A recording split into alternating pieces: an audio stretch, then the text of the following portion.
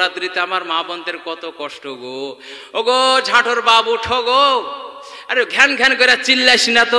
বাপরে বাপ, উঠছি বাস আবার ঘুম, খুব ঘুম ডাকছে, ডাকছে ঘুম, নাক ডাকছে, খানিক পর আবার ও গো ঝাঁটর বাবু উঠো গো, টাইম হয়ে গেল, মৌলভী সাহেব যে বলছে খাবে। আরে তো চেয়ে চেয়ে তুলে না রে, আরে উঠছি রে উঠছি রে। আরে বাপ রে বাপ, খুব বলেছে। আবার বলছে ঘুম পড়ে, আরে আর মাত্র 10 মিনিট টাইম বলছে গো, তার হ্যাঁ আর 10 মিনিট। ওরে বাপ রে বাপ, তোর জ্বালাতে বোধহয় আর ঘুম হবে না। তাও কত দেখছেন বলছে যে তোর জ্বালাতে বোধহয় আর ঘুম হবে না আমার, ওর উপকার করছে, আর তোর জ্বালাতে আর আবার ঘুম হবে না। লে কই খাবার, রে বাপরে খাবার ঠাঁসা খাইলো, সারাদিন তো থাকতে হবে। ওরে বাপরে ভাই, এমন করে পেট ফুলিয়ে খেলো না, তারপরে আও আও করে খালি ঢেকুর উঠেছে। রে বাবা, এত খাবার খেলে কি রোজা হবে বাবজি?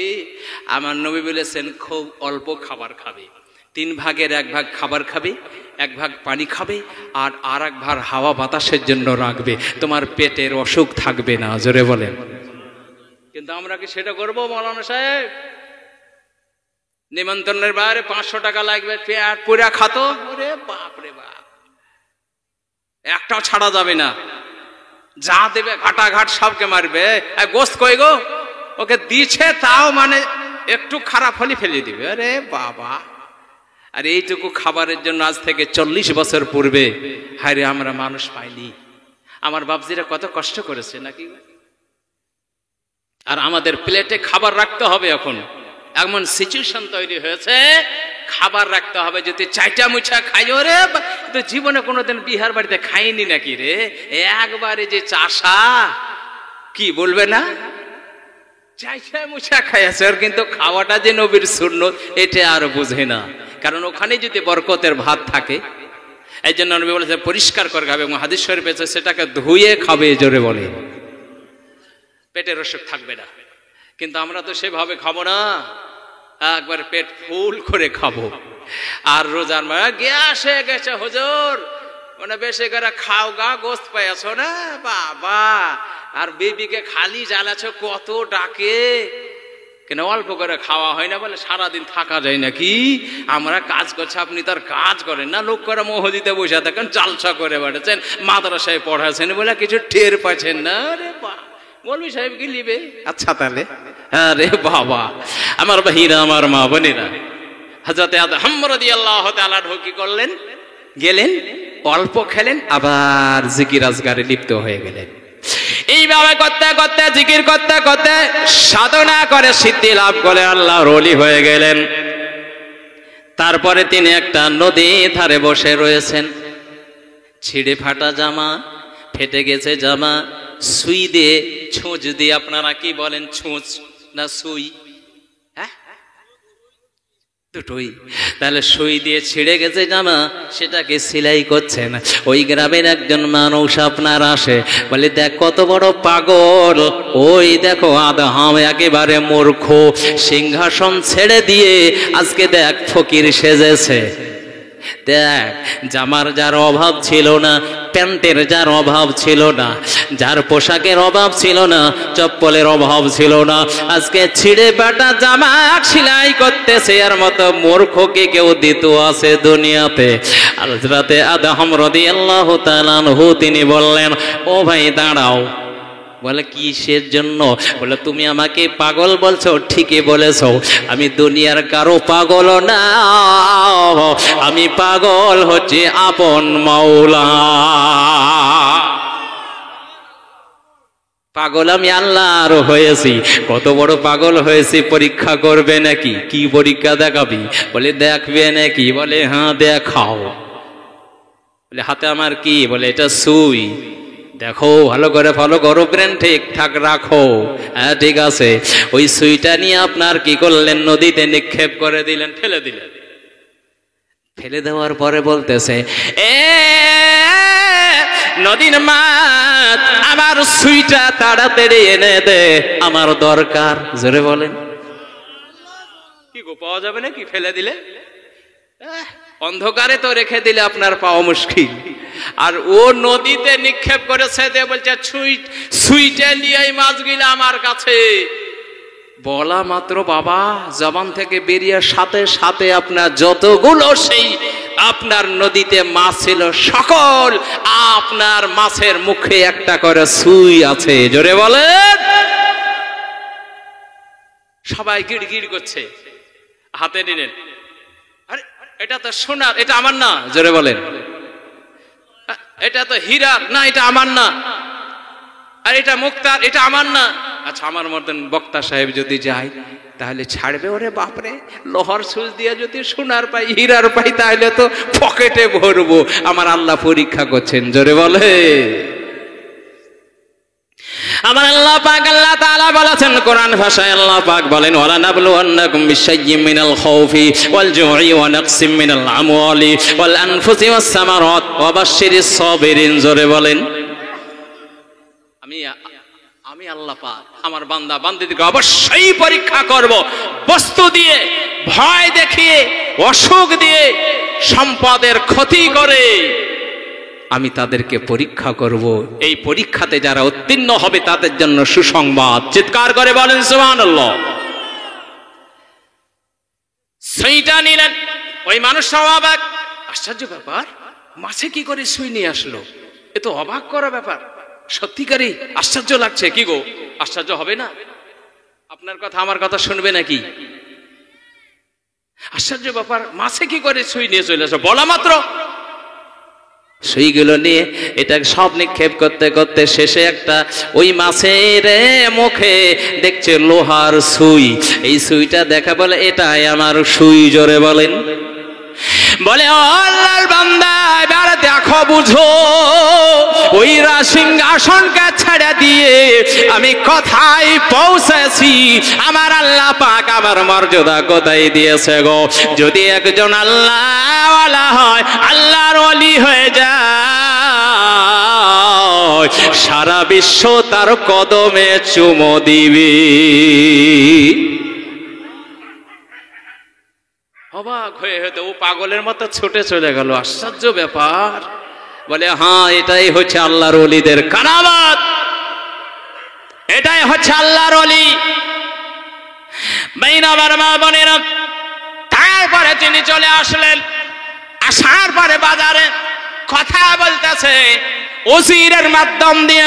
যিনি সিংহাসনে রয়েছেন উনি প্রচার করে আছেন, ও আমার এলাকাবাসীরা, ও আমার প্রজারা, তোমরা আমার দরবারে আসবি, যে আশা করে আসবি তোমাদের আশাকে পূর্ণ করা হবে।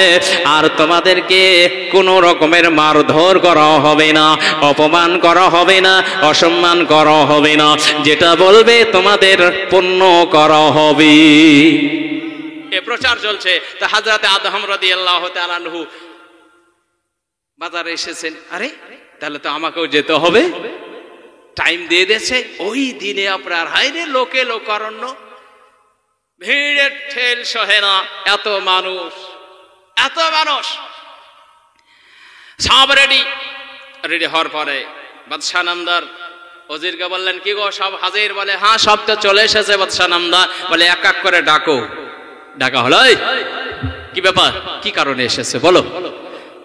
বাদশাহ নামদারের সম্মুখে বলে, ও গো বাদশাহ নামদার, আমার বাড়িতে খুব অভাব, একটু টাকা পয়সা পেলে আমি খুব খুশি হতাম। ওজিরাকে কিছু টাকা দিয়ে বিদায় করো। আর একজন আসে, বলে তোমার কি খবর বলো। বলে বাদশাহ নামদার গো, আমার 4টা ছেলে মেয়ে আছে, সঠিকভাবে আমি সংসার করে মেনটেন করতে পারি না কাজ করে, এই জন্য আপনি আমাকেও কিছু দেন।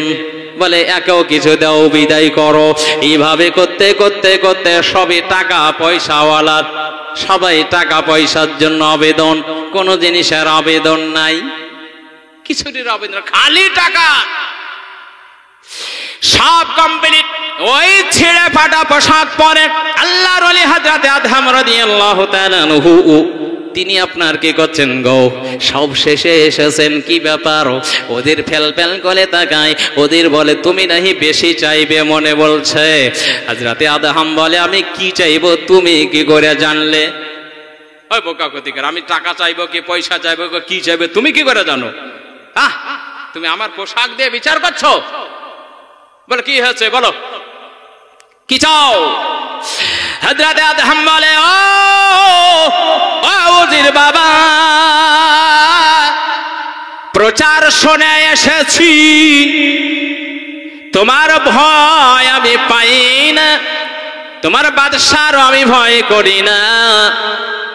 আমি প্রচার শুনে এসেছি যে যা বলবে তারে অসম্মান করা হবে না, মনের আশা পূর্ণ করা হবে। ওগো বাদশা নামদারের ওজির, আমার বড় আশা, একটা বড় আশা নিয়ে এসেছি, বলবো নাকি? বল না কি বলবি? বলে বলবো নাকি, দেখো না ঠিকঠাক বলো। বলে বল তুই কি বলবি? বলে আমার মনের আশা, আমার মনের ইচ্ছা হচ্ছে ওই বাদশা নামদারের মেয়েটাকে বিয়ে করব, আমি বিয়ের প্রস্তাব নিয়ে এসেছি। ওরে বাপ রে বাপ, ফকির বাবা বলছে বিয়ে করব বাদশার মেয়েকে, তাই প্রস্তাব দিচ্ছি।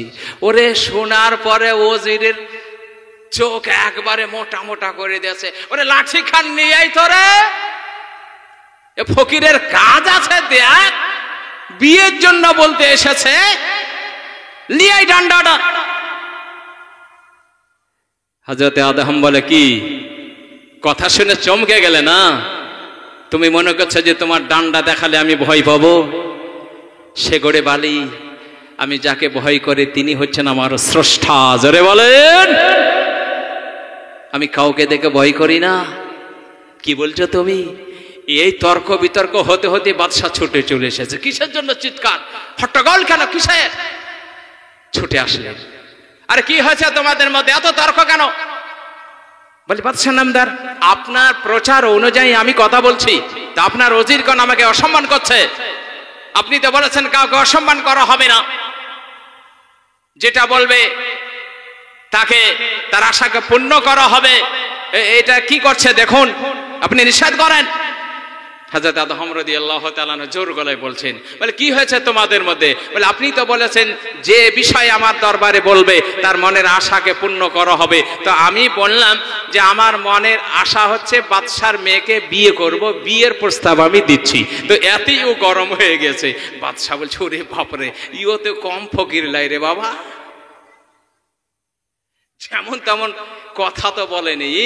আচ্ছা ঠিক আছে দাঁড়াও, ওজিরকে নিয়ে আসলো। ওজির, আচ্ছা তুমি বলো তো, তোমাকে তো আমি ভালো করে চিনি, তোমার ব্রেন হচ্ছে খুব তীক্ষ্ণ, এই জন্য তোমাকে বেতন দিয়ে আমি পুষছি। আচ্ছা এই সমস্যার সমাধান কি তোমাকে বলতে হবে।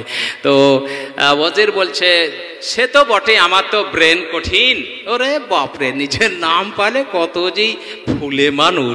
বলে হ্যাঁ সে তো বুঝতে পারছি, তো কি করতে হবে? বলে এক কাজ করেন বাদশা নামদার, আপনার মেয়ের অঙ্গরি তৈরি করার জন্য আপনার কালো কুৎসি একটা মুক্তা লাগবে। তাকে বলবো যে অঙ্গরে দিয়ে বাইনামা করতে হবে না, আশীর্বাদ করতে হবে। এই জন্য একটা কালো কুসকুসে কালো কুৎসি তোমাকে একটা মুক্তার পাথর দিতে হবে। এ জীবনেও আনতেও পারবে না, কারণ এই কালো কুৎসি পাথরের জন্ম হচ্ছে পাহাড়ে। জোরে বলেন, এ পাহাড় খনন করতেও পারবে না, আনতেও পারবে না। বাহ, চমৎকার তুমি যুক্তি দিয়েছো তো। আল্লাহু আকবার, সুবহানাল্লাহি ওয়া বিহামদিহি। যেমন আপনার বলা। চলে গেলেন বাদশা নামদারের ওজির। বলে ফকির বাবা কি হয়েছে? বলে একটা শর্ত যদি পালন করতে পারো, পূর্ণ করতে পারো, তোমার এই আবেদন গ্রহণ করা হবে, এই প্রস্তাব তোমার মেনে নেওয়া হবে। কি প্রস্তাব বলুন? বলে আমাদের শর্ত হচ্ছে যে কালো কুৎসি, কোন রকমের কালার থাকবে না, শুধু কালো কালারের একটা মুক্তা লাগবে। যদি আনতে পারো তাহলেই কিন্তু তোমার প্রস্তাবটা গ্রহণ করা হবে। বলে তারপরে তো কোনো রকমের আর শর্ত থাকবে না? বলে না না, কোনো রকমের আর শর্ত থাকবে না। আল্লাহু আকবার। তাহলে আমি আনতে যাই? বলে যাও। আর এ মুছে পাক দেয় আর বাড়ি যায়। বলে বাদশা নামদার ও জীবনেও আর ফিরে আসবে না। আল্লাহু আকবার, সুবহানাল্লাহ। আল্লাহর ওলি কাকে বলে দেখেন কতটা ক্ষমতা তার। আল্লাহর ওলি হযরত আদম রাদিয়াল্লাহু তাআলা আনহু কোড়লটা নিলেন। কোড়লটা নেওয়ার পরে পাহাড়ে উঠে পড়লেন। পাহাড়ে ওঠার পরে পাহাড় আপনার আঘাত করতে শুরু করেন। এত আঘাত করলেন, এত আঘাত করেছেন, আঘাত করে করে করে ক্লান্ত হয়ে গিয়েছেন। কোড়লটা পাশে রেখে দিয়ে ওই আপনার কি করলেন, পাহাড়ে মাথাটা রেখে দেন। আর পাহাড়ে মাথাটা রেখে দিয়ে তিনি ঘুমিয়ে পড়েছেন। স্বপ্ন যোগে দেখায়, ও দরবেশ, এই পাহাড়ে তুমি ঘুমিয়ে আছো, আর গোটা পাহাড়ে পাথরে বরফ জমে গেছে। এখানে বসে থাকলে তোমার হবে না, ঘুমিয়ে থাকলে হবে না, গোটা শরীরে তোমার বরফ লেগে যাবে। এখানেই তোমার কবর হয়ে যাবে, জিন্দাতি তুমি মারা যাবে, মারা যাবে। ও দাহা, তুমি তাড়াতাড়ি ওঠো, পাহাড় থেকে নেমে তাড়াতাড়ি বাড়ি চলে যাও। হযরত আদম রাদিয়াল্লাহু তাআলা আনহু ঘুমটা ভেঙে দেখে সত্যিকারই সত্যিকারই গোটা পাহাড়ে বরফ জমে গেছে। গোটা পাহাড়ে বরফ আর বরফ। তিনি কি করলেন, ওই কোড়লটা হাতে নিয়ে আঘাত করেন আর রাস্তা বানানোর চলে যান। যেতে যেতে একটা সজোরে আপনার আঘাত করেছেন, সঙ্গে সঙ্গে ওই আঘাতে অনেকগুলো আপনার কালো কারালের মুক্তা বেরিয়ে আসলো। অনেকগুলো মুক্তা। ওই মুক্তাগুলো হাতে নিয়ে আল্লাহ পাকের দরবারে শুকরিয়া আদায় করছেন। তিনি জবানে বলতেছেন আলহামদুলিল্লাহ, আলহামদুলিল্লাহ, আলহামদুলিল্লাহ। ওগো আমার আল্লাহ পাক, আল্লাহ তাআলা, আমার এত মুক্তার তো প্রয়োজন নাই, আমি একটা শুধুমাত্র মুক্তা নিব। এতগুলো আমার দরকার না, এতগুলো আমার প্রয়োজন নাই আল্লাহ গো। সব মুক্তাগুলো রেখে দিলেন, আর একটা মুক্তা পকেটে নিয়ে নামতে শুরু করলেন। আচ্ছা, এতগুলো যদি মুক্তা থাকতো, আমার মতো বক্তা সাহেব পকেটে পড়তো না পড়তো না?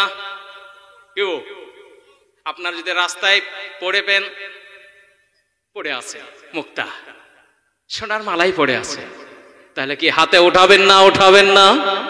কেউ যদি দেখে ওই মানুষটা মালা পেয়েছে, আপনাকে যদি সদাই গিয়ে মালা পেয়েছ, কে বলল না?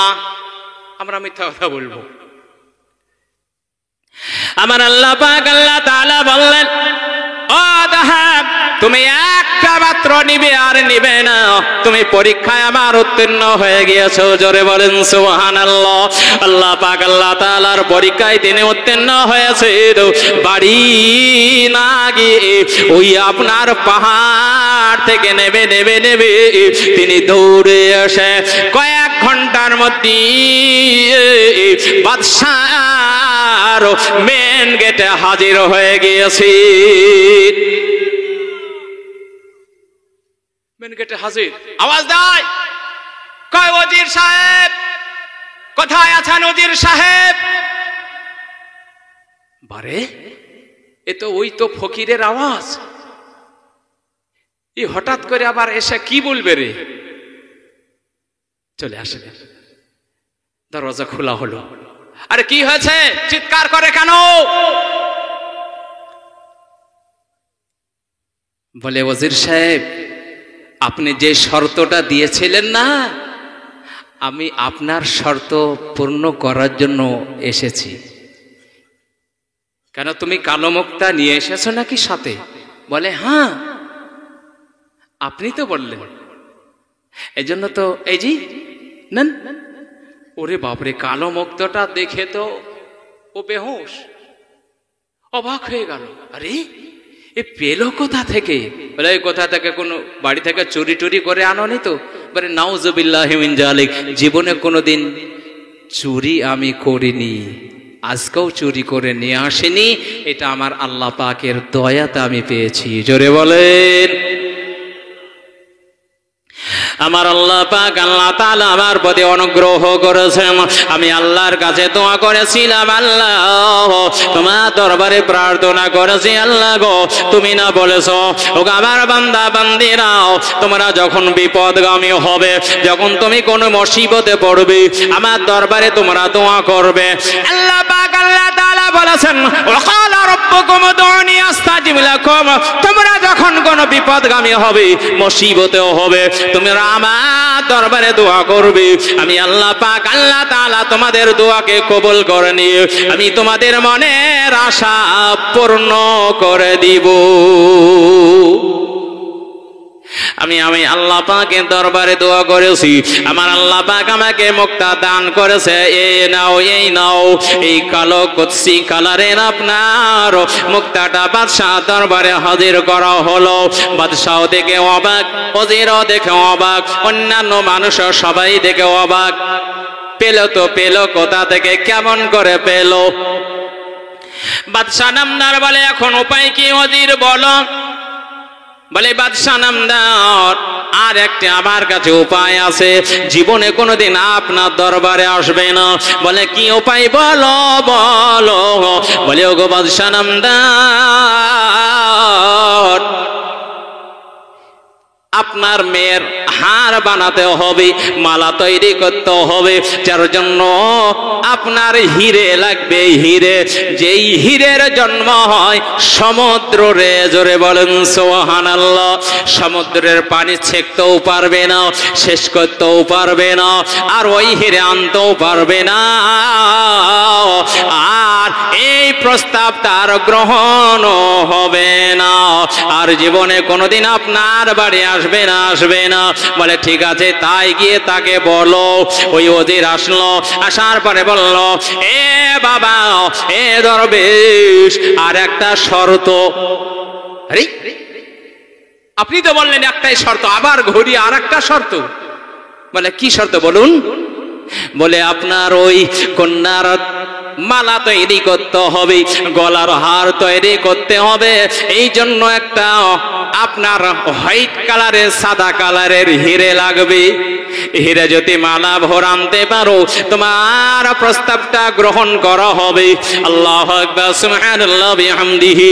তিনি বললেন ঠিক আছে, আপনার এই প্রস্তাবটা আমি গ্রহণ করলাম, আমি যদি শর্তটা পূর্ণ করে দিই, এবার কি বিয়ে হবে? বলে হ্যাঁ হবে। চলে গেল কোথায়? সমুদ্রতে। এবার সমুদ্রে যে পানিগুলো ছেঁকছেন, দুই হাত দিয়ে ছেঁকছেন, তো গ্রামের মানুষ দৌড়ে আসেন, আরে পাগলটা করে কি রে? তা হযরত আদমকে বলে, পাগল কি করছো? বলে সমুদ্রের পানি ছেঁকে ফেলবো গোটা। আর সব খিলখিল করে হাসছে, রে দেখ পাগলের মজা দেখ, আর কাণ্ড দেখ, গোটাই সমুদ্রের পানিকে গোটাই বলছে ছেঁকে ফেলে দিব। দেখো দিন, একটা বড় পুকুরের পানি আপনার ছেঁকা যায় না মেশিন দিয়ে, ও আর হাত দিয়ে গোটা সমুদ্রের পানিকে ছেঁকবে। দেখ দিন, এই আদম একবারই যে পাগল হয়ে গেল রে, রাজত্ব ছেড়ে দিয়ে। সব ঠাট্টা মজাক আর কি করছে, একটু হাসি হাসছে, আর উনি ছেঁকেই যান। পানি ছেঁকতে শরীর ক্লান্তি এসেছে। আল্লাহ পাকের দরবারে বলে, মাবুদ, আমাকে কে তুমি সাদা কালারের হীরা দিবা না? আর কত খাটাবা পাগলাটাকে, এ পাগলটাকে আর কত খাটাবা? আল্লাহ দাও, এ পাগলের মনের ইচ্ছাটাকে তুমি পূর্ণ করে দাও। তুমি তো পারবে, তাছাড়া তো দুনিয়ার কেউ পারবে না আল্লাহ। তাই তোমার নবীর ওসিলা দিয়ে বলতেছি, তুমি তাড়াতাড়ি করে সাদা কালারের হীরের ব্যবস্থা করে দাও। জোরে বলে দোয়া করছেন, পানি ছেঁকছেন। আল্লাহ পাকের রহমতে ঢেউ নেমে আসলো। আল্লাহ পাক বললেন, এ সমুদ্রের পানি, তুই এবার রেডি হ।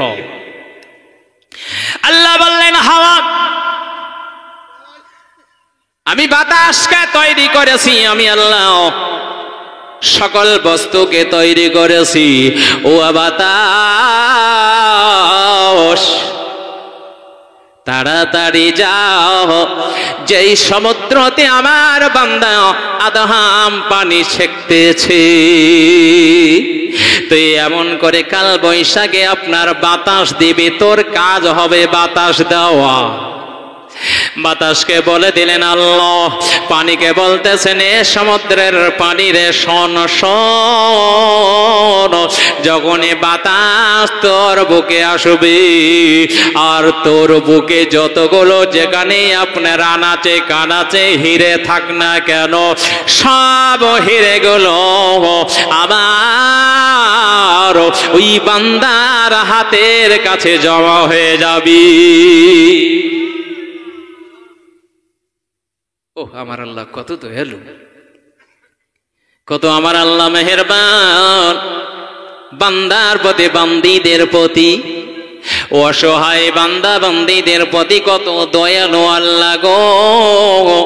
দেখুন দোয়া করলেন, দোয়া কবুল হয়ে গেল, আর আমরা কেমন করে দোয়া করে যে আমাদের দোয়া কবুল হয় না। কি গো, দোয়া কবুল হয় আমাদের?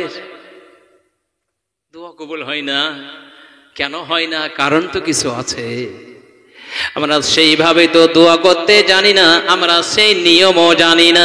আমার মুয়াজ্জিন ইমাম সাহেব যখন শুক্রবারের দিনে, এখন গোটা রমজানে তারাবির নামাজে অনেক মুসল্লি হয় বাবজিরা, ওই নামাজ অন্তে ইমাম সাহেব যখন দুইখানা হাত উত্তোলন করে দোয়া করে, রব্বানা আতিনা ফিদ দুনিয়া হাসানাতাও ওয়া ফিল আখিরাতি হাসানাতাও ওয়া কিনা আযাবান নার আল্লাহুম্মা ইগফির ওয়ারহাম ওয়া আনতা খায়রুর রাহিমিন। এইভাবে করে লম্বা চওড়া যদি একটু দোয়া হয়ে যায়, পিছন থেকে মুসল্লিদের আপনার মিস কল আসা শুরু হয়। মিস কল, আরে বাপরে, এই মিস কলের সিস্টেম কঠিন, মারাত্মক। মিস কল কি দিয়ে দেয়? মোবাইলের নাম্বার দিয়ে, না মাগো ও মারা ও খালারা, মোবাইলের নাম্বার দিয়ে ইমাম সাহেবকে তখন মিস কল মারি না গো। কি দিয়ে জানেন? গলার আওয়াজ দিয়ে, গলার আওয়াজ। ইমাম সাহেব তাড়াতাড়ি শেষ করেন দোয়া, বাজারে যেতে হবে, আমাকে জমিতে যেতে হবে। শুনল না, আবার চলছে ইমাম সাহেবের দোয়া, আবার সব মিস কলের এগুলা সিস্টেম। মুসল্লিদের তাড়াতাড়ি দোয়া শেষ করেন, বাড়ি যাব। আল্লাহু আকবার, সুবহানাল্লাহ ওয়া বিহামদিহি। আচ্ছা বলেন তো, বাড়িতে মন পড়ে আছে আর দুইখানা হাত তুললেন, খালি মিস কল মারলে কি দোয়া কবুল হবে? হ্যাঁ, মন একদিকে আর হাত উঠিয়েছেন মসজিদে, তো দোয়া কবুল হয় বাপজি? হ্যাঁ, এই দোয়া কি করে কবুল হবে? দোয়া করতে শিখুন। কাজী নজরুল ইসলাম এই জন্য বলেছেন, খোদা তোমায় ডাকতে জানি না, ডাকার মতো ডাকলে খোদা ডাকার মতো ডাকলে খোদা কেমনে শোনে না, আল্লাহ তোমায় ডাকতে জানি না। তাই না? সত্যিকার যদি আমার আল্লাহকে ডাকি, অবশ্যই সে ডাকে সাড়া দেবেন। যদি না দেন, আল্লাহ পাক বলেছেন ফাজকুরনি আযকুরুকুম। ওরে আমার বান্দা বান্দীরা, যখন তোরা বিপদগামী হবে, যখন তোরা মুসিবতে পড়বি, একবার তোরা আল্লাহ বলে আমারে ডাক দিবি, আমি আল্লাহ পাক 10 বার বান্দা বান্দা বলে সাড়া দেব। বান্দারে কি চাস বল, কি নিবি বল, কি তোর দুঃখ হয়েছে, কি টেনশনে পড়েছিস, আমি আল্লাহ পাক আল্লাহ তাআলা তোর দোয়াকে কবুল করে নিয়ে আমি তোকে বালা মুসিবত থেকে হেফাজত করলাম। যা, আমি তোরে রুজি দিয়ে দিলাম। যা, তোর ঋণ পরিশোধ করার ব্যবস্থা করে দিলাম। যা, তোর অসুখকে ভালো করে দিলাম। যা, তুই চাকরি নিবি, আমার কাছে আবেদন করেছিস, যা তোর চাকরি হয়ে যাবে। বারবার বলবেন আল্লাহ, কিন্তু সেইভাবে তো আমরা আল্লাহকে ডাকতে জানি না। হযরত আদম রাদিয়াল্লাহু তাআলা দেখছেন কেমন করে ডাকে, ডাকে আল্লাহ গো ও মাবুদ, তুমি মেহেরবান, তুমি রহমান, তুমি গফফার। তুমি বলেছো ইন্নাল্লাহা আলিমুম বিযাতিস সুদূর, নিশ্চয়ই তুমি অন্তর্যামী আল্লাহ গো, আমার অন্তরে কি চাই তুমি সব জানো, সকলের অন্তরের জামি তুমি সব জানো মাবুদ। তাই তুমি তাড়াতাড়ি মিলাও। দোয়া করতেছে আল্লাহ পাক, আল্লাহ তাআলা হুকুমে বাতাস ওই সমুদ্রতে হাজির হয়ে গেল। এমন করে বাতাস দিল, ওই এত ঢেউ আসলো, ওই ঢেউয়ে যেখানে যেখানে আপনার ওই সাদা কালারের হিরে ছিল সব হেরে গেল। ওই আল্লাহর ওলি হযরতে আদম রাদিয়াল্লাহু তাআলা আনহুর হাতে এসে জমা পড়ে যায়। জোরে বলেন, জমা পড়ে গেল। এবার পানি না আয়সা দেখছে গোটাই হীরা। জোরে বলে, সব হীরাই হাতে বোঝায়, আর পানি নাই ওখানে, সব হীরা। আরে বাপ রে বাপ, তিনি শুকরিয়া আদায় করছেন, আলহামদুলিল্লাহি রাব্বিল আলামিন, আলহামদুলিল্লাহি রাব্বিল। আমার এতগুলো হীরার দরকার নাই আল্লাহ, একটা মালা বহর আমি নিব। আমার মা বোনেরা পেলে কি করতেন গো, ওর লাগে একটু, ওর বিটি লাগে, ওর বহুর লাগে, ওর মাল লাগে, ওর শাশুড়ির লাগে, সবারই লাগে নিত, কিন্তু ননদের লাগে নিবে না। ননদের উপরে যে কি রাগ মা বোনদের। আমরা এত জাল সাজল সবারই নামে দান করবে, কিন্তু ননদের নামে কেউ দান করতে খুব কম দেখি। এখন এখানে আমার মা বোনেরা কেমন ননদেরাকে ভালোবাসে আমি জানি না, সবারই নামে দিবে দান, কিন্তু ননদ মরে গেলে কেউ দিবে না, খুব কম। কি গো দেয়? কি গো মা বোনে, আপনার দেন নাকি? যদি দেন যাক আলহামদুলিল্লাহ, দিবেন দিবেন মাইনা আমার মা বোনেরা। তো হযরতে আদম রাদিয়াল্লাহু তাআলা বলে, আমার এত তো হীরার দরকার নাই আল্লাহ, আমার একটা মালা ভর হলি হলো। একটা মালা ভর নিয়ে চলে আসলেন। কয়েক ঘন্টার মধ্যে আবার বাদশার মেন গেটে আওয়াজ, ও ওজির সাহেব, বান্দা হাজির। আরে কি ব্যাপার রে, এত তাড়াতাড়ি কেন আসছে, কি হলো? চিল্লাছে কেন ফকির রে? আবার কি পায়া গেল নাকি? ওরও খুব এবার টেনশন হচ্ছে, মন খুব খারাপ। হ্যাঁ, আশ্চর্য ব্যাপার। আসলো এক পা আগাই তো দু পা পিছায়, যদি দেয় তো এবার কি হবে রে, আমার লাস্টে চাকরি বোধহয় বাদ হয়ে যাবে নাকি রে বাবা। কি করা যায়? খুব টিপে টিপে হেঁটে হেঁটে বলছে, কি গো ফকির বাবা, কণ্ঠস্বর একটু দমন মেরেছে। কি হয়েছে রে বাবা? বলে, কি আর হবে ওজির সাহেব, আপনি বলেছিলেন যে হিরে আনতে হবে, তো হিরে আনেছি। হ্যাঁ, হিরে আনে ডেট কি বলছেন আপনি? দেখে বলেন না, দেখে কেন? দেখেন আইনাছে কি না? ওরে বাবা, ও তো দিয়ে সাথে বলছে, সত্যি তো তাই রে, এ তো ভারী ঝালা। একে তো যেটা বলছি সেটাই করে দিছে। এই তো লাগছে বড় রাজা, আমাদের রাজা চাই তো এই তো রাজা। ওকে যদি বলে যে পাহাড় লিয়াই সোনার, তো আমার মনে হচ্ছে সোনার পাহাড়ই হাজির করে দিবে। জোরে বলে, আরে যা বলছি সেটাই করে দিছে রে বাবা। কি করা যায়? বাদশার কাছে গেল। আচ্ছা দাঁড়াও, কথা বলছি তোমার সঙ্গে, আগে বাদশার কাছে যায়। বাদশার কাছে দেখ কি করবো। বাদশাহ ওজিরের চেহারা দেখে বলছে, কি হলো, মাথা নিচু কেনে? এতক্ষণ তো খুব টাকা ছিল, নিচু কেন গো, কি হলো তোমার? বলে, কি বলবো বাদশাহ নামজার, ও যে হিরে লিয়ে চলে এসেছে। হ্যাঁ, তুমি তো বললে যে মরে গেলেও আনতে পারবে না, আবার এই কয়েক ঘন্টার মধ্যে আবার হিরেও লিয়ে চলে এসেছে, তো অবাক ব্যাপার রে। তো কি করা যায় এখন, তুমি ফাইসালা দাও। বলে, বিয়ে দেওয়া হবে না, ওর প্রস্তাবকে মানা যায় নাকি? কোথায় খুপড়ি আর কোথায় আপনার অট্রলিকা, আর একটা মাত্র আপনার বিটি, আর ওই ফকিরের সাথে বিয়ে দেওয়া হয়? এ প্রস্তাব মানা যাবে না। বাদশাহ বলছে, আরে হতভাগা গদিকা, তুই প্রথমে বলতি যে তোর প্রস্তাব গ্রহণ করা হবে না, তুই শর্ত দিলি কেন? কেন বললি কালো কুসকুসে মুক্তা আনতে হবে, হীরা আনতে হবে? এটা বলার কি দরকার তোর? তুই প্রথমেই বলে দেখলে, না না, তোমার এই প্রস্তাব গ্রহণ করা হবে না। ও বেচারাকে কষ্ট করালি কেন?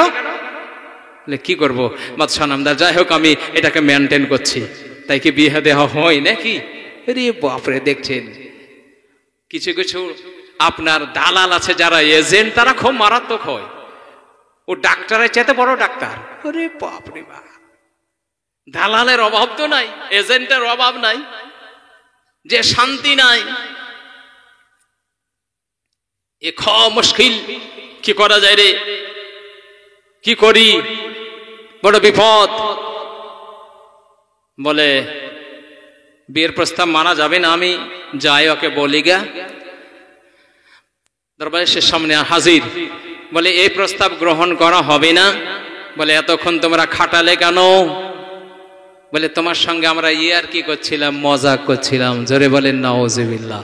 তুমি আমার সঙ্গে মজাক করবে, ঠাট্টা করবে, ইয়ার কি করবে, আর আমার আল্লাহ সেটা মেনে নিবে মনে করছো নাকি? আমাকে খাটিয়েছো, আমাকে কষ্ট দিয়েছো, এর প্রতিদান আল্লাহ পাক দিবে। শুধু আল্লাহর ওলির জবান থেকে বেরিয়ে গেছে, কথা পাকাতন হচ্ছে, আর বাড়ির ভেতরে হাও মাও এর কান্না শুরু। জোরে বলে, সব কাঁদছে। আরে কি হলো, বাড়িতে এত কান্নার সরগোল কেন? বলে আপনার একমাত্র মেয়ে সাপের কামড়ে মারা গেল। জোরে বলেন না সুবহানাল্লাহ। এই খবর শোনার সাথে সাথে তো বেহুশ বাদশা। হ্যাঁ, বলে কি রে? বাদশাকে হাজির করা হলো মেয়ের কাছে। গোটা ফেপড়া বেরিয়ে, লালা বেরিয়ে শেষ। হাইরে কান্না, একটি মাত্র মেয়ে, এতগুলো সম্পদ, এ কি করে হলো? এ অবাক ব্যাপার। বলে হলো কি করে? একজন আল্লাহর ওলিকে তুমি অপমান করবে, আর আল্লাহ সেটা বরদাস্ত করবে মনে করছো? আল্লাহর ওলিকে অপমান করার কারণে আল্লাহ পাক তার এই শাস্তি দিয়েছে। জোরে বলেন সুবহানাল্লাহ। এই জন্য আল্লাহর ওলিদের কোনোদিন অসম্মান করবেন না, তাদের অপমান করবেন না। যত বড়ই আপনি দালাল হন না কেন, খবরদার আল্লাহর ওলিদের অপমান করতে যাবেন না।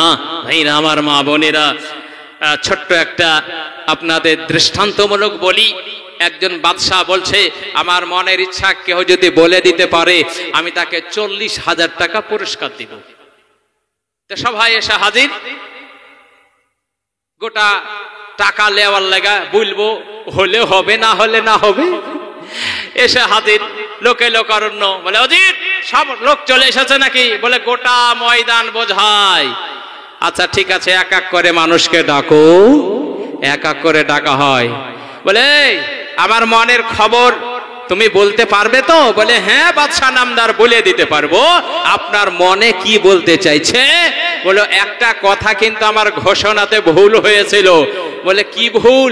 বলে পিছনে কাপড় সরা ওজির যেমন পিছনকার কাপড় সরিয়েছে, দেখতে দাজ্জাল একবারে খাড়া নিয়ে রেডি হয়ে আছে। বলে শোনো, আমার মনের কথা যদি বলতে না পারো, ঠিক না হয়, তাহলে ওই দাজ্জাল কিন্তু তোমাকে খাড়া দিয়ে কেটে ফেলে দিবে। ওরে বাবারে, বাচ্চারা, আমি আপনার মনের কথা আমি বলতে পারবো না। আপনার 20,000 টাকার আমার দরকার নাই। এইভাবে করে যাকে ডাকে তেমনই দেখাই পার, যাকে ডাকে দেখে পার। এইভাবে করতে গোটা ময়দান ফাঁকা। একটা ছোট্ট ছেলে বলছে, আমি বাদশার মনের খবর বলতে পারবো। আরে বাপরে, গুরুত্ব দিচ্ছে না ছোট ছেলে বলে। বলে একটা ছোট ছেলের বাপরে পাকা, আর বাপ মা চাইতেও লাগছে, আমার পেট থেকে হই লাগছে, পাকা হই মানে জন্ম হয়েছে। এমন কিছু ছেলে পাকা আছে রে মা, আমার ভাইরা, আমার মা বোনেরা। তো এই ছেলে বলছে, আমি বাদশার মনের কথা বলবো। এই ছোট, চলে যা তো। মরা তোর খুব শখ হয়েছে নাকি? বলে হ্যাঁ আমার শখ হয়েছে। চলে যা। বলে না আমি যাব না, মনের ইচ্ছা বলে দেব আমি। বারবার বলে, তখন ওকে ধরে নিয়ে আসা হলো। এই দাজ্জালকে দেখাতো ওকে। বলে দাজ্জালকে যেমন দেখা, কি হলো, একটা মানুষ হাতে একটা খাড়ালি আছে। বলে খাড়ালা না বলতে বলে তোকে কাটে ফেলে দিবে। বলে আমার দরকার না, বিয়ে হয়নি, শাদী হয়নি, আমার কিছু দরকার নাই। আমি কিন্তু বাদশার মনের খবর বলবই। বলে দেখ রেডি হ। বলে হ্যাঁ আমি রেডি আছি মরার জন্য, কিন্তু আপনি 20,000 টাকাকে গণেন। ওরে বাপ রে বাপ, 20,000 টাকা গণবো? বলে হ্যাঁ গণেন আপনি। বলে বাদশারও রাগ হয়েছে কঠিন, উজিরেরও রাগ, সবারই রাগ ছোলাটার ওপরে। ওরে মনের কথা বলবে আর 20,000 টাকার লোভ এবার দেখাচ্ছি। ও খাড়ালিয়ায় রেডি হওয়া দাজ্জাল একবারে এক কোপে জানে পার হয়ে যায়। বলে এর নরম গলা, বেশি শক্তি লাগবে না বাদশা নামদার, একবার দিলি পার। আচ্ছা ঠিক আছে তো রেডি হতো। বলে এবার সানামদার 20,000 টাকা রেডি করেছেন তো ওজিরের হাতে জমা দেন সোজা হয়ে। ওজির হাতে জমা হলো 20,000 টাকা। বলে কি? বলে আপনার প্রশ্নটা বলেন। বলে আমার মনের খবর যে বলতে পারবে তাকে 20,000 টাকা পুরস্কার দেওয়া হবে। বলে আপনার মনের খবর আমি বলতেছি, রেডি হন। ওজির টাকা নিয়ে রেডি হন। আপনার মনের খবর হচ্ছে আল্লাহু আহাদুন, আল্লাহু আহাদুন, আল্লাহ এক, আল্লাহ এক, আল্লাহ এক, এটাই আপনার মনে গাইছে। জোরে বলেন, আরেকটু জোরে বলেন না সুবহানাল্লাহ। আল্লাহ এক, এমন পয়েন্টে কথা বলেছে, এটা যদি না বলে তাহলে দুইটা খোদা আছে নাকি? এমন পয়েন্ট ওকে দিয়েছে, ও না বলার উপায় নাই।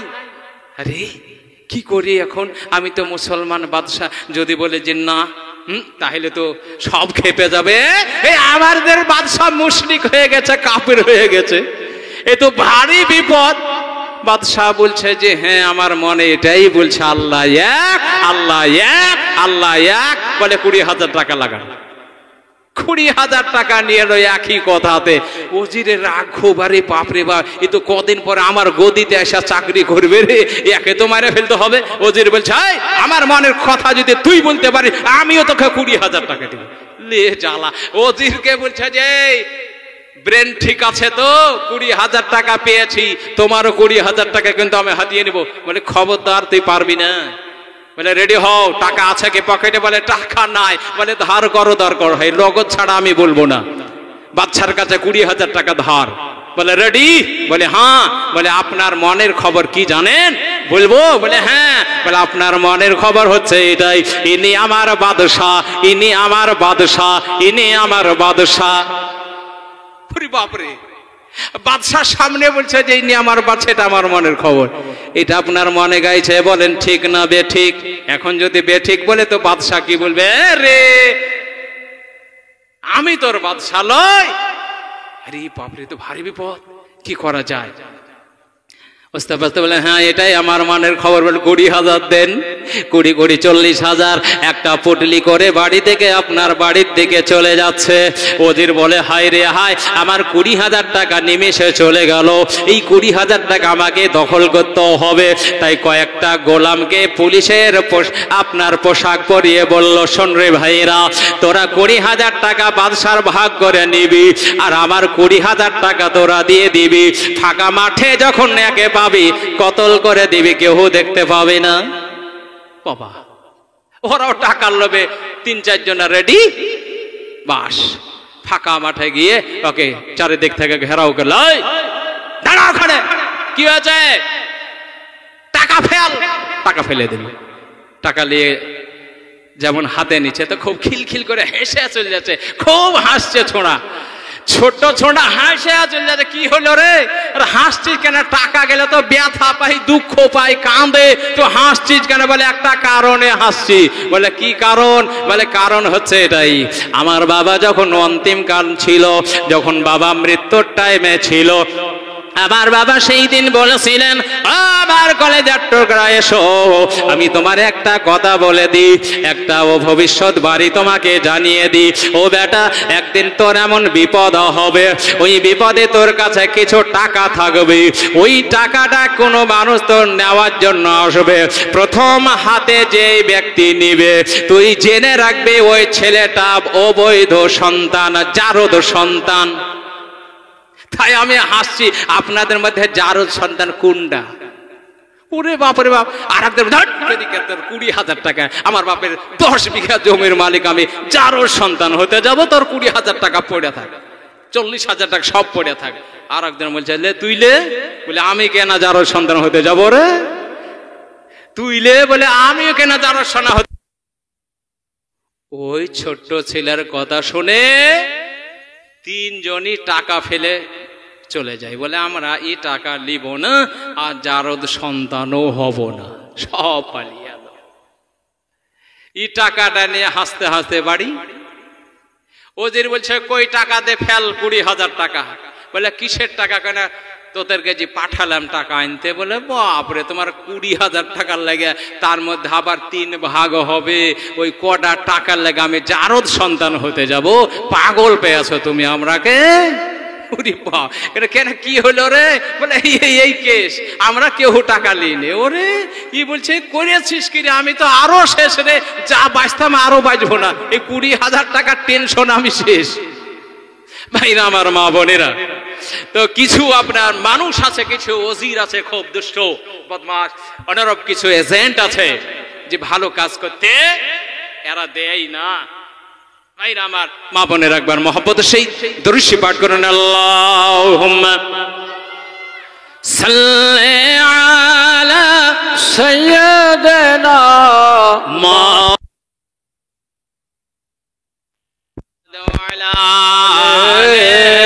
سيدنا مولانا صل على محمد محمد হরদম জবান পাক নামে মোহাম্মদ হরদম জবান শফিআনা মুহাম্মদ সাল্লাল্লাহু তাআলা আলাইহি ওয়াসাল্লাম। কয়েকগুলো নাতে রসুল আপনারা পড়ে দিন না। দয়ার নবী উম্মতের কান্ডারি আর আসবে না জগতে। শুধু আপনারা বলেন আর আসবে না জগতে। মা বোনেরা আপনারাও বলবেন আর আসবে না জগতে। দয়ার নবী উম্মতের কান্ডারি আর আসবে অগতে, আর আসবে না জগতে। নবে উম্মতের কান্ডারি সাতার দিশারে, নবে উম্মতের কান্ডারি সাতার দিশারে শাফাআত করবেন তিনি হাসরেতে। দয়ার নবী উম্মতের কান্ডারে আর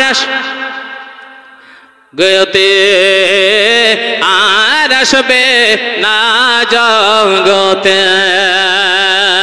নবে উম্মতের লাগিয়া মদিনায় জাগিয়া, নবী উম্মতের লাগিয়া মদিনায় জাগিয়া কাঁদেন নবী আমার দিনে রাতে। দয়ার নবী উম্মতের কান্ডারে আর আসবে না জগতে, আর আসবে না জগতে। নবী হাসরের দিনে উম্মত বিনে, নবী হাসরের দিনে উম্মত বিনে যাবে না নবীজি আল্লাহর জান্নাতে। দয়ার নবী উম্মতের কান্ডারে আর আসবে না জগতে, আর আসবে না জগতে। নবীর মহব্বতে হাত উঠিয়ে বলুন না ইয়া রাসূলুল্লাহ। 63 সাল জিন্দেগি কাঁদেন বলা উম্মতি, 63 সাল জিন্দেগি কাঁদেন বলা উম্মতি, এখনো কাঁদেন নবী সোনার মদিনাতে দয়ার নবী উম্মতের কন্ডানে আর আসবে না জগতে, আর আসবে না জগতে। হযরত আদম রাদিয়াল্লাহু তাআলা আনহু বলেন, কি হলো, কান্না আওয়াজ কেন হঠাৎ করে ভেসে আসলো? খবর দেওয়া হলো, বাবা ও ফকির বাবা গো, বাদশাহ নামদারের একটি মাত্র কন্যা ছিল, যে কন্যাটা এত সুন্দরী, এত অপরূপ চেহারা আল্লাহ পাক তারে দান করেছিলেন। ওই মহিলাটির বিবাহ হয়নি, ওনাকে সাপে কামড় দিয়েছে। সাপের বিষ সহ্য করতে না পেরে তিনি ইন্তেকাল করেছেন।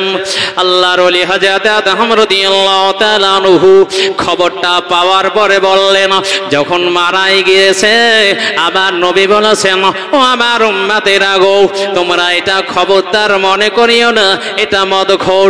মদখোর মারা গেছে, তার জানাজার নামাজে যাব না। এটা বেনামাজে নামাজ পড়তো না, এর জানাজার নামাজ পড়বো না। এ গাঁজাখোর, এর নামাজ আমরা পড়বো না। এ মদখোরের নামাজ আমরা পড়বো না। এই মানুষটা সুদখোরের নামাজ আমরা পড়বো না। এই মানুষটা দুষ্টু ছিল, এর জানাজার নামাজ পড়বো না। আমার আল্লাহ পাকের হাবিব বলে দিয়েছেন, ও আমার উম্মতেরা, এটা তোমাদের বিচার করতে হবে না। এই বিচার করার জন্য আমার আল্লাহ রয়েছেন। তোমরা তার বাহ্যিক দৃষ্টিটা দেখেছো, অন্তরটা তো তোমরা বোঝো না। তার অন্তর যদি ভালো হয়, যদি ক্লিয়ার হয়, আল্লাহ পাক আল্লাহ তাআলা রহমানুর রহিম গফুর রহিম একটা ভালো আমলের কারণে তার জান্নাত নসিব করবে। ভাইরা আমার, মা বোনেরা, আল্লাহর ওলি হযরত আদম রাদিয়াল্লাহু তাআলা আনহু থেমে পড়লেন। জানাজার নামাজটাই পড়ি যাব। বাগানের একটি গাছে হেলাল লাগিয়ে, ঠিক লাগিয়ে তিনি বসে রয়েছেন, জানাজা কখন বের হবে। আমি নামাজটা পড়ে আপনার যাব আজকে বাগানে। জবানে চলে আল্লাহ আল্লাহ জিকির করতে শুরু করেছে। এইভাবে করে বাদশাহ নামদার এত কান্নাই ভেঙে পড়েছেন। বাদশাহ ওজিরেরা বোঝাই, গোলামেরা বোঝাই, ও বাদশাহ নামদার, দুনিয়াতে একদিন এসেছি আমরা, আবার একদিন না একদিন এই সুন্দর পৃথিবী ছেড়ে চলে যেতে হবে। ওগো বাদশাহ নামদার, কান্নায় ভেঙে পড়বেন না, কান্নার আপনারই করতে হবে না। ও বাদশাহ নামদার, আপনার মেয়ে আল্লাহ পাক আপনাকে দান করেছিলেন, আবার আল্লাহ পাকের ডাকে তিনি সাড়া দিয়ে চলে গিয়েছেন। ও দুনিয়ার মানুষেরা গো, আমার আল্লাহ পাক আল্লাহ তাআলা কোরআনুল মাজিদুল ফুরকানুল হামিদে বলেছেন, ওয়া মা তাদরি নাফসুম মাযা তাকসিবু গাদা ওয়া মা তাদরি নাফসুম বিআইয়ি ইয়ারদিন তামুত। ও আমার বান্দা বান্দিরা, আগামী কালকে এই তোমার জীবনের কোনো গ্যারান্টি নাই, এই নফসের কোনো গ্যারান্টি নাই। তুমি বেঁচে থাকবে কেন আর তুমি নিশ্চয়তা নাই, তোমার জীবনের কোনো ভরসা নাই আগামী কালকে তুমি বেঁচে থাকবে কি না। জোরে বলেন। ভাইরা গো, মা বোনেরা, শুনে যান গো, আল্লাহ পাক আল্লাহ তাআলা বললেন, তোমার জন্ম রায়পাড়াতে, কিন্তু মৃত্যু কোথায় সেটাও তোমার জানা নাই। এই ভারতবর্ষে তোমার জন্ম, এই দেশের বাইরেও তোমার মৃত্যু আমি আল্লাহ পাক লিখে রেখেছি। ওখানে গিয়ে তুমি মৃত্যুবরণ করবে। এই গ্রামে মুর্শিদাবাদ জেলাতে তোমার মৃত্যু না লেখা থাকলে কেন তুমি মৃত্যুবরণ করবে না। যার যেখানে মৃত্যু লেখা থাকবে ওখানে গিয়ে মানুষ আপনার হেঁটে গিয়ে মারা যাবে। আল্লাহ পাক আল্লাহ তাআলা বলে দিয়েছেন, কোন মানুষটার কোন অসুখে মারা যাবে, কে হার্ট স্ট্রোক করে মারা যাবে, কার ব্রেন স্ট্রোক করে মারা যাবে, কোন আপনার জ্বরে আক্রান্ত হয়ে মারা যাবে, কে বা অ্যাক্সিডেন্টে মারা যাবে, কেউ বা সাপের কামড়ে মারা যাবে, কেউ বা আগুনে পড়ে মারা যাবে, কেউ বা পানিতে ডুবে মারা যাবে, কোথায় মারা যাবে এ বিষয়টা তোমাদের অজানা। এই জন্য আল্লাহ পাক বলে দিয়েছেন বিকুল্লি উম্মাতিন আজাল ফাইদা জাজালুহু লা ইস্তাখিরুনা সাআতাও ওয়া লা ইস্তাকদিবুন। প্রত্যেকটি সম্প্রদায়ের জন্য মৃত্যুর ডেট আল্লাহ পাক নির্ণয় করে রেখে দিয়েছেন, নির্দিষ্ট করে রেখে দিয়েছেন, নির্দিষ্ট মোতায়েন করে দিয়েছেন। নির্দিষ্ট জায়গাতে ওই মানুষটা হাজির হবে, ওখানেই মানুষ পৌঁছে যাবে, ওখানেই ইন্তিকাল করবে। না 1 সেকেন্ড আগে মারা যাবে, না 1 সেকেন্ড পরে মারা যাবে। নির্দিষ্ট জায়গাতে মানুষ মরবে, নির্দিষ্ট সময়ে, দিনে, মাসে, সালে মারা যাবে। কেউ কিছু করতে পারবে না, কোন মানুষ বাঁচাতে পারবে না মরণ থাকলে। আমার মা বোনেরা, বাদশা নামদারের কন্যাটি মারা গেছে, ঘোষণা হয়ে গিয়েছে। বাদশাকে বোঝাই, বাদশার রানীকে আপনার বোঝাই, বোঝো নেই না যখন কোনো বাবার সন্তান মারা যায়, বাবা এত কান্নায় ভেঙে পড়ে। যখন মা জননীর কোল খালি হয়ে যায়, আমার মারা কত সন্তানের জন্য কাঁদে গো। যেই মা পেটে 10 মাস 10 দিন ধারণ করে রেখেছে আমার জনমদগিনী মা, ওই মা সন্তান যদি মারা যায়, ওই সন্তানের জন্য মা পাগল হয়ে যায়। মায়ের খাবার বন্ধ হয়ে যায়, মায়ের ঘুম হারাম হয়ে যায়, মা কেঁদে কেঁদে পাগল হয়ে যায় সন্তানের জন্য। এত বছর ধরে আমি লালন পালন করলাম আমার কলেজার টুকরাটাকে, আমার কলেজার টুকরা আমাকে ছেড়ে চলে গেল, একা এখন কবরবাসী হবে। আমার বিছানা খালি হয়ে গেল, আমার কোল খালি হয়ে গেল, আমারে কে মা বলে ডাকবে, আর আমি কারে খোকা বলে ডাকবো। মা বসে বসে কাঁদে, বাবাও বসে বসে কাঁদবে। ভাইনা আমার মা বোনেরা গো, ওই রাজা কত কাঁদতেছিল, ওই রানী কত কাঁদতেছিল। কারো কিছু করার নাই মা গো, দুনিয়াতে এসেছি একা, আবার দুনিয়া থেকে চলে যাব একা। সন্তানের জন্য আমরা কত জিনিস করি, জমি জায়গা করি, গাড়ি বাড়ি করে দিয়ে আমার ছেলে যাতে সুখে থাকুক, আমার ছেলেকে আর কষ্ট করতে হবে না। এই জন্য বাবা হাড় ভাঙা পরিশ্রম করে কষ্ট করে টাকা জমা করে, মাও খায় না, টাকাগুলো খরচ করে না অযথা। আমার কলেজার টুকরা যাতে সুখে থাকবে, 2 বিঘা জমি যদি করে দিয়ে যেতে পারি, আমার ছেলেটা মরে গেলেও ছেলে সুখে থাকবে, মাকে স্মরণ করবে, বাবাকে স্মরণ করবে। এই বলে বাবা মা সন্তানের জন্য কত টাকা পয়সা রাখি। ও মা বাবা, এই দুনিয়াতে আমরা এসেছি, আবার চলে যাব খালি হাতে। এই জন্য কবি নিজের ভাষায় বলেছেন, এই পৃথিবী দেখতে সুন্দর, শুধু মায়ার ঘর, এসেছি একা যাবে একা, তোমার কিসের অহংকার বলো, তোমার কিসের অহংকার।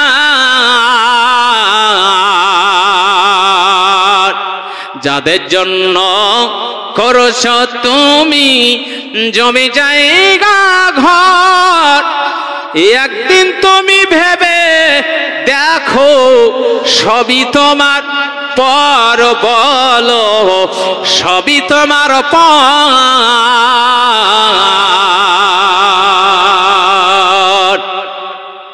ভাইরা আমার মা বোনেরা গো, আপনি একবার লক্ষ্য করবেন, দুনিয়াতে কিছুই না, কারো কেউ না। দুনিয়া যে ছেড়ে চলে যাবেন, আপনার সাথে কেউ দয়ার মায়ার মানুষও যাবে না। আল্লাহু আকবার, সুবহানাল্লাহি ওয়া বিহামদিহি,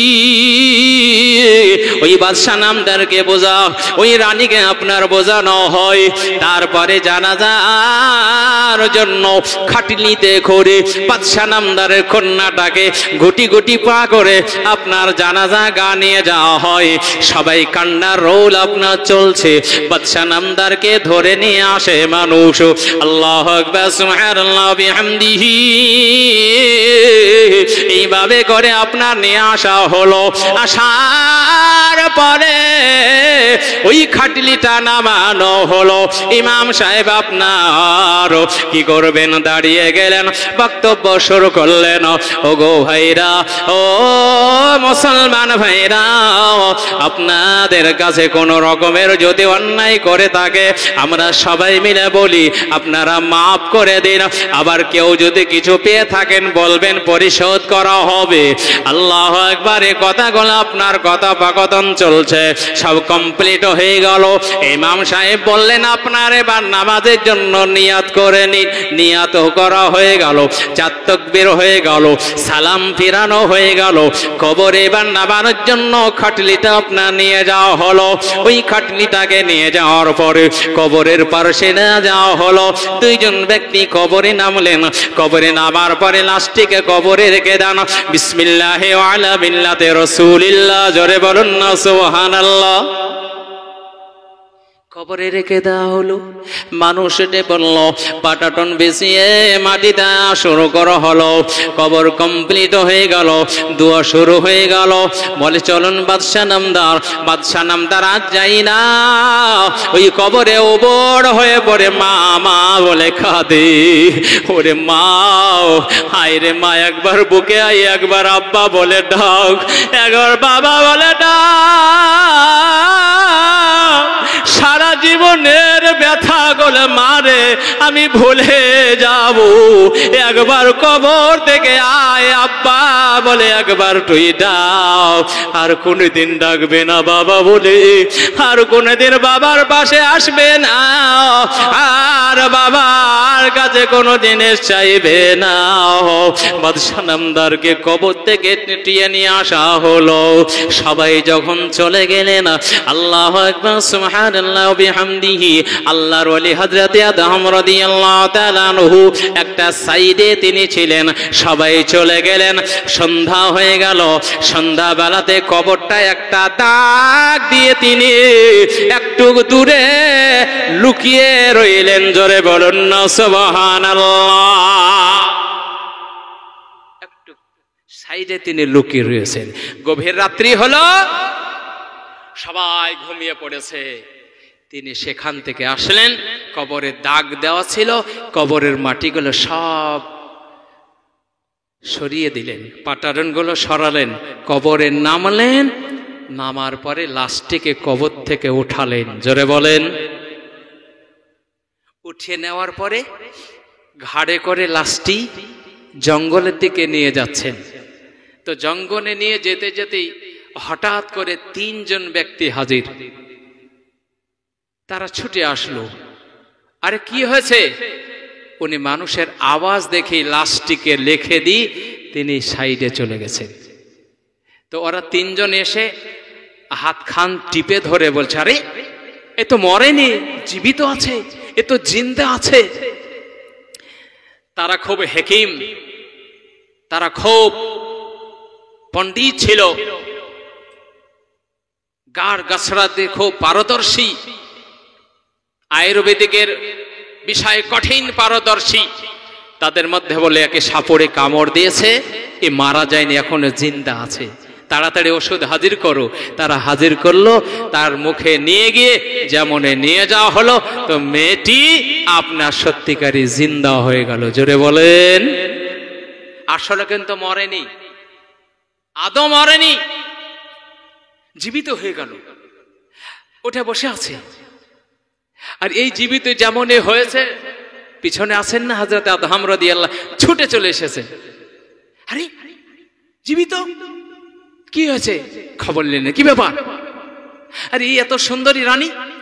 বলে বলবেন না, আপনারা কারা আমি চিনি না, আমি জানি না, আপনাদের পরিচয় আমি জানি না, এনাকে আসলে মারা যাননি। বলে না না, এ তো সাপে কাপড় দিয়েছিল, এর এখনো যদি চিকিৎসা করতো তখনই বেঁচে যেত। একে মাটি দিয়ে দিয়েছে, আমরা সেই ঔষধ দিয়ে একে জীবিত করেছে, কোনো অসুবিধা নাই। বলে কি ব্যাপার, সম্পূর্ণ ঘটনাগুলো খুলে বললেন। তখন তিনারা বললেন, মা এবার তুমি বলো, ফয়সালা তুমি দাও, তুমি তোমার বাবার বাড়ি যাবা না এনার সঙ্গে যাবা?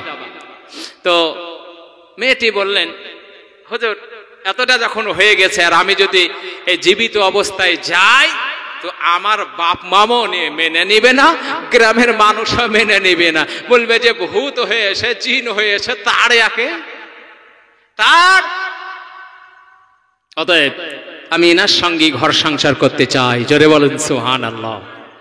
তো হযরতে আদহাম রাদিয়াল্লাহু তাআলা আনহু তিনি কি করলেন, চলে আসলেন। তারা ওখানে তিনজন ব্যক্তি ছিলেন, তিনজনের মধ্যে দুইজন সাক্ষী হলেন আর একজন কাজী হলেন, অর্থাৎ উকিল দিয়ে ওনাদের বিয়েটা পড়িয়ে দিলেন। জোরে বলেন। দেখলেন আল্লাহর কি কারিশমা, আল্লাহর কি কুদরতি শক্তি। তিনি বলেছিলেন যে আল্লাহ আমি কিছু চাই না, আমি রাজ্য ছেড়ে এসেছি, তোমার কাছে একটাই ওয়াদা, সেটা হচ্ছে বাদশার মেয়ের বিয়ের প্রস্তাব যখন দিয়েছি আমি মেয়েটাকে বিয়ে করব, এর জন্য তুমি আমার সুব্যবস্থা করে দাও। আল্লাহ পাক তার দোয়াকে কবুল করে নিয়েছিলেন। জোরে বলেন। বিয়ে কমপ্লিট। বিয়ে যখন হয়ে গেল, কোথায় যাবে? বলে বাবার বাড়ি যাবে। বলে বাবার বাড়ি আর যাব না, চলো তোমার বাড়ি। বলে আমার বাড়ি দেখলে তো বাড়ি দেখে ঘুরিয়ে পালিয়ে আসবে, আরে চলো না তোমার বাড়িটা একবার দেখে আসি। হ্যাঁ নিয়ে গেলেন। যেতে যেতে যেতে সেই জঙ্গলে একটা ছোট্ট গাছের ডাল, খুঁটি আর পাতাগুলো ছাউনি। বলে এটাই হচ্ছে আমার রুম, আমি এখানেই থাকি। বিবি এখানেই আমি থাকি, তো তুমি এখানে থাকবে তো? আমাকে স্বামী রূপে গ্রহণ করেছো। বলে বলেন কি, আপনি হচ্ছে না আমার মাথার তাজ, মাথার মুকুট, আপনি যেখানে রাখবেন আমি সেখানেই থাকবো। জোরে বলেন। আচ্ছা এখনকার মা বোনেরা, এখন কোন যুবক যদি নিয়ে যায় দোতলা বাড়ির একটা মেয়েকে, চলো আমার বাড়ি, বিয়ে তো হয়ে গেছে ভালোবাসা করে, ওদের বাবা টাটির বাড়ি, করো কি, কি বাড়ি? বলে তোমার মতো 14টা পুরুষ আমার পিছনে ঘুরে বেড়ায়, তোমাকে তালাক দিয়ে দিলে, আমি আর একটা পুরুষকে বিয়ে করব, এই বাড়িতে আমি থাকবো না। ওরা বাবা তাই থাকবে? এই মা বোনেরা গো, আপনাদেরকে অনুরোধ করে যাই, খবরদার স্বামীকে অপমান করবেন না, অপদস্থ করবেন না। কলমা পড়ে যখন কবুল করে নিয়েছেন, আপনার স্বামী হয়ে গিয়েছে, কোনদিন তারে জ্বালাতন করবেন না, অপমান করবেন না। যদি আপনি করেন, কিয়ামতের দিনে জান্নাত পাওয়া দূরের কথা, আল্লাহ পাক আল্লাহ তাআলা আপনাকে জান্নাতের সুগন্ধ দেবেন না। ও যুবকেরা গো, আপনাদেরকে আমি রাতের বেলায় বলে যাই, ওই মা বোনদেরকে আপনারাও কষ্ট দেবেন না, কারণ বাবা মার মহব্বতকে ত্যাগ করে আসে, পাড়া প্রতিবেশীর ভালোবাসাকে ছেড়ে দিয়ে আপনার বাড়িতে আসে। ওই মাটাকে যদি আপনি কষ্ট দেন তাহলে কত কষ্ট পাবে। আল্লাহ পাক আল্লাহ তাআলা আপনার ইবাদত কবুল করবেন না। এইভাবে করে উভয় মিলে মিল মহব্বত করে ইসলামিক থিওরি অনুযায়ী জীবন যাপন করবেন, দেখবেন আল্লাহ পাক আল্লাহ তাআলা ওই সংসারে শান্তি দিবেন, বরকত দিবেন, কোনদিন অভাব হবে না।